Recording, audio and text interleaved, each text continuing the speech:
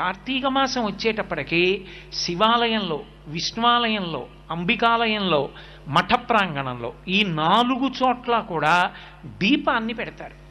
మీకు 12 నెలలు ఉన్నప్పటికీ కూడా 12 నెలలలో ఏ నెలలో పెట్టే దీపానికి కూడా ఆ నెలతో దీపం పేరు లేదు.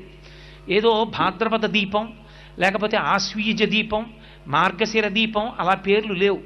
ఒక్క కార్తీక మాసంలో పెట్టేటటువంటి దీపానికి మాత్రమే కార్తీక దీపము అని పేరు. ఏమి ఆ నెలలో పెట్టిన దీపానికి అంత పేరు ఎందుకు రావాలి? ఆ ఒక్క నెలలోనే దీపానికి అంత ప్రాముఖ్యత ఎక్కడుంది?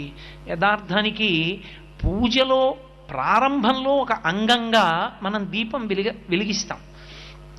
కానీ కేరళ రాష్ట్రంలో ఇప్పటికీ ఒక అలవాటు ఉంది. దీపం ఒక్కదాన్ని వెలిగించి దాని మీదకి అన్నపూర్ణని ఆవాహన చేసి పూజ చేస్తారు అక్కడ. కానీ మన వైపు ఆ ఆచారం లేదు. దీపం